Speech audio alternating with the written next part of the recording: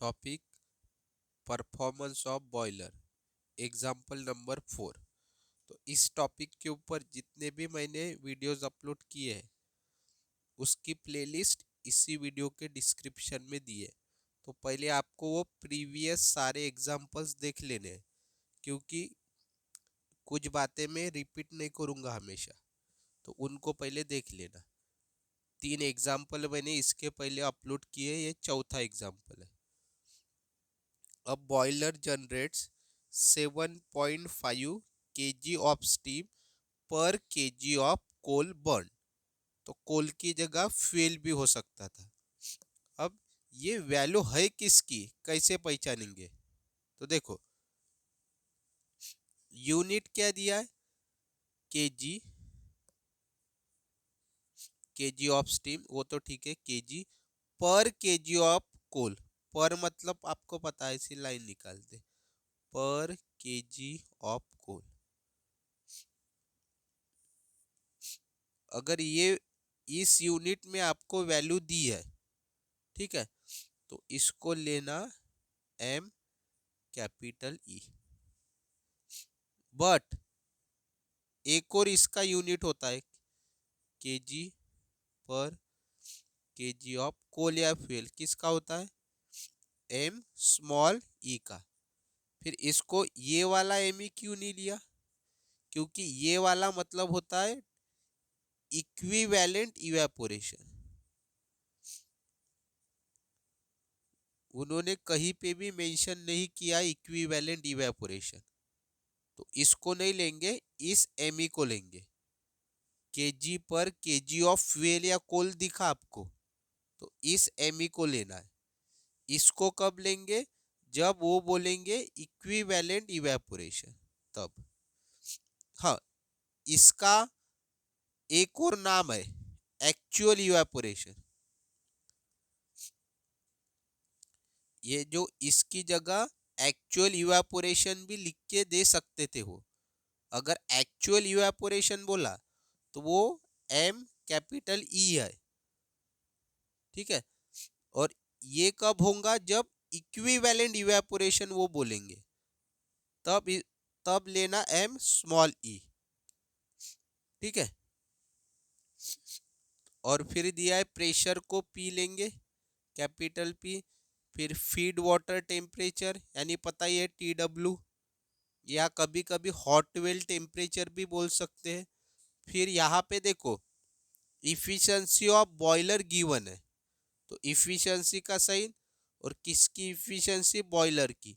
75%, percentage में मत रखना, पॉइंट में रखना वैल्यू। तो डिवाइड बाय 100 करेंगे वैल्यू को, तो 0.75। फिर फैक्टर ऑफ इवेपोरेशन 1.15, तो फैक्टर ऑफ इवेपोरेशन यानी एफ ई 1.15, इसका यूनिट नहीं रहता। फिर specific heat of steam at constant pressure, मतलब सीपीएस हमें दिया है। कितना दिया है? 2.3 kilo joule per KG kelvin, unit यही रखना है। निकालना क्या है? Degree of super heat, temperature of steam generated, temperature का टी लिया और स्टीम का एस लिया, टी एस। फिर कैलोरीफिक वैल्यू, मतलब कैलोरीफिक का सी, वैल्यू का वी। और ये देखो इक्विवेलेंट इवेपोरेशन, इसको क्या लेते हैं हम? एम स्मॉल ई, ठीक है। इसका भी यूनिट यही होता है, केजी पर केजी ऑफ कोल, या कोल की जगह फ्यूल भी बोल सकते हैं। तो चलो इसको हम सॉल्व करते। अब देखो तो सबसे पहले तो आपको डिग्री ऑफ सुपरहीट का फॉर्मूला पता होना चाहिए। तो उसका फॉर्मूला क्या होता है? देखो, डिग्री ऑफ सुपरहीट मतलब T S minus T sat, मतलब T S minus T sat करेंगे तो डिग्री ऑफ सुपरहीट की वैल्यू मिल जाएंगी।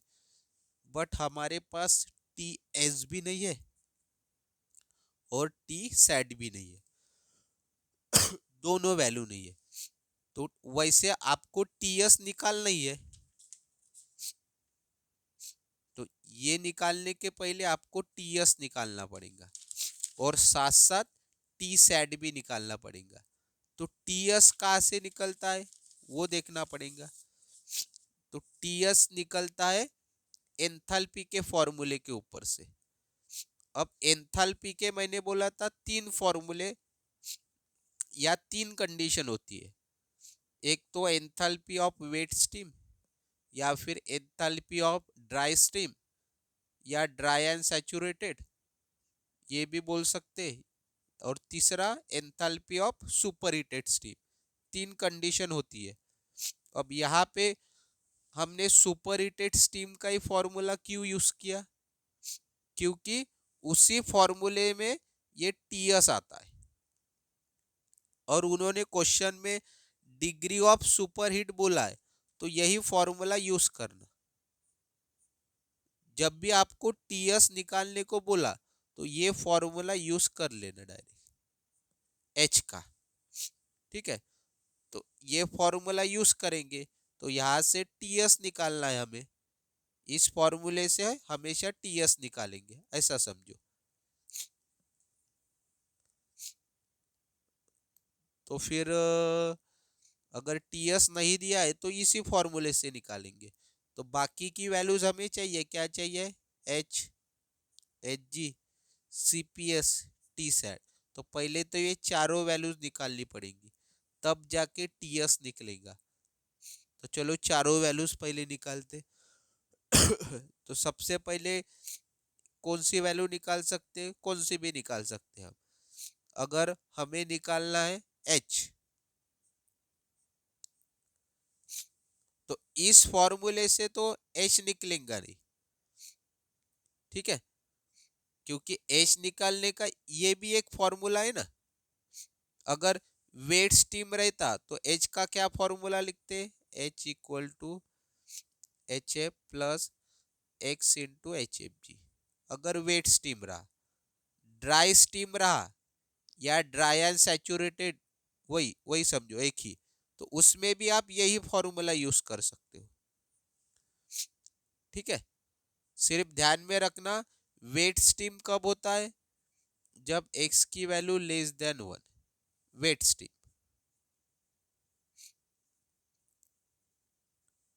अगर एक्स की वैल्यू इक्वल टू 1 है तो ड्राई स्टीम या फिर ड्राई एंड सैचुरेटेड स्टीम।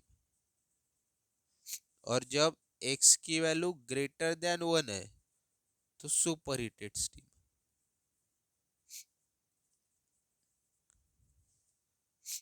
अगर क्वेश्चन में मान लो एक्स की वैल्यू नहीं दी है और क्वेश्चन में बोला है ड्राई एंड सैचुरेटेड स्टीम, तो समझ जाना एक्स की वैल्यू 1 है।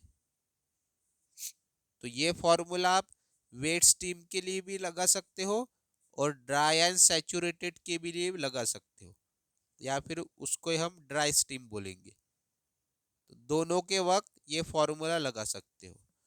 और सुपर हीटेड के लिए कौन सा फॉर्मूला, ये वाला फॉर्मूला एंथैल्पी का। बट इस फॉर्मूले से हम एच अभी निकाल ही नहीं पाएंगे, क्योंकि इस फॉर्मूले से तो हमें टीएस निकालना है। तो एच के लिए हमें कोई दूसरा फॉर्मूला देखना पड़ेगा। तो ऐसे वक्त पे एक ध्यान क्वेश्चन के तरफ देख लेना, क्या हमें कोई ऐसी वैल्यू दी है क्या कि जिसके ऊपर से हम एच निकाल सकते हैं। तो हमें factor of evaporation F E की वैल्यू दी है, और एफ ई का फॉर्मूला हमारे पास है, कौन सा है, H minus H F at T W upon 2257। तो हमारे पास एफ ई की वैल्यू है, एच की वैल्यू नहीं है, H F at T W निकाल ही सकते हैं। तो इस फॉर्मूले से एच निकलेगा। और H F at T W कैसे निकालते हैं, टी डब्ल्यू की वैल्यू है 70 डिग्री सेल्सियस। 70 डिग्री सेल्सियस के ऊपर से एच एफ की वैल्यू लेते हैं स्टीम टेबल से। तो टेबल नंबर 1 में 70 डिग्री सेल्सियस देखना, टेबल नंबर 1 70 डिग्री सेल्सियस, ये रहा 70 एच एफ की वैल्यू। ये HF का column 293.0 unit kilo joule per KG. 293.0 तो वो तो लिखने की जरूरत नहीं है। तो ये वैल्यू मिल गई, तो Fe की वैल्यू पुट की 1.15, H एज इट इज, ये वैल्यू 293 2257, कैल्सी में डालना, H की जगह X डालना और शिफ्ट सॉल्व करके आंसर निकालना।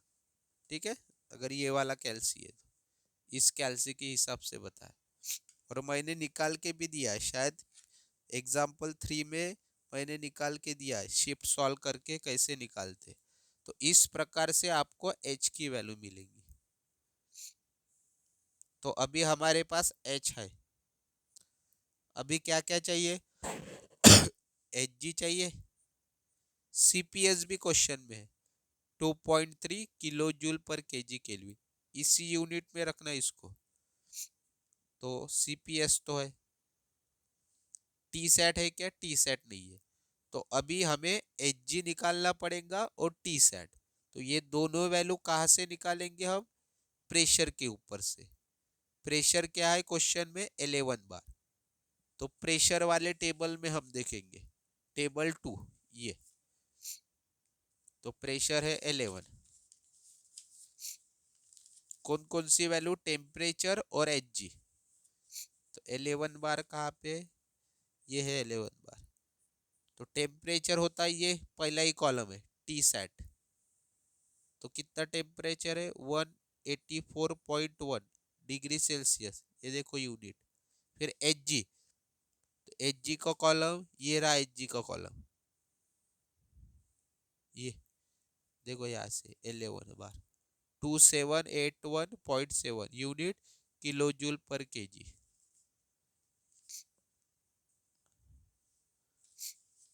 तो इस प्रकार से दोनों वैल्यूज मिल गई।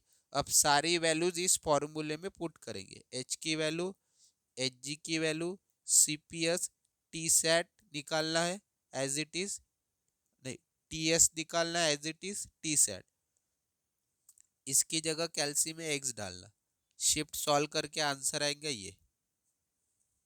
ठीक है, आंसर 1 ये रहा हमारा, और नीचे मैंने वर्ड्स में लिख लिया। ठीक है, तो इस प्रकार से TS निकलेगा, और TS आ गया और टी सेट भी है, तो डिग्री ऑफ सुपर हीट निकल जाएगा। TS की वैल्यू लिखी माइनस टी सेट की वैल्यू, तो डिग्री ऑफ सुपर हीट आया 46.456 डिग्री सेल्सियस। तो ये रहा हमारा आंसर 1, ये भी आंसर 1 ही है। आंसर 1 में दो चीजें निकालनी थी। सेकंड क्या बोला है? CV। ठीक है, अभी तक जितने भी क्वेश्चंस हमने देखे, 3 क्वेश्चन, उन तीनों क्वेश्चन में शायद CV की वैल्यू गिवन थी। अब इस क्वेश्चन में निकालना है, ये क्वेश्चन थोड़ा घुमा के पूछा है उन्होंने। तो CV हम कहाँ से निकालेंगे? तो हमें पता है CV कौन से फॉर्मूले में आता है?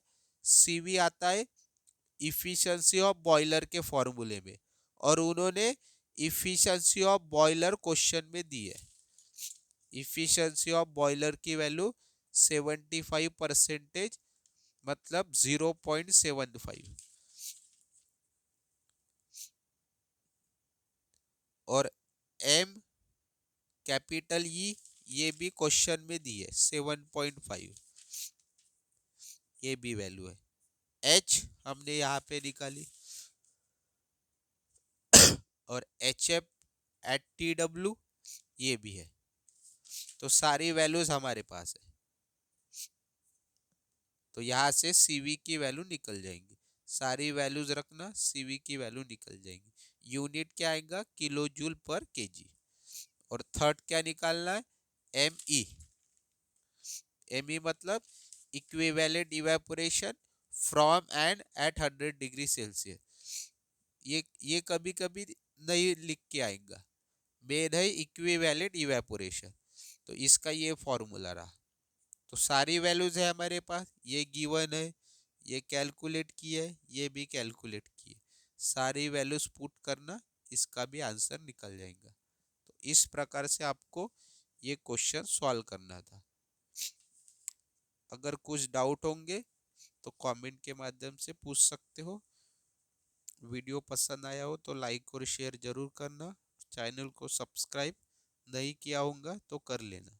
और आपको कौन कौन से टॉपिक पे वीडियो चाहिए ये भी कमेंट के माध्यम से पूछ सकते हो।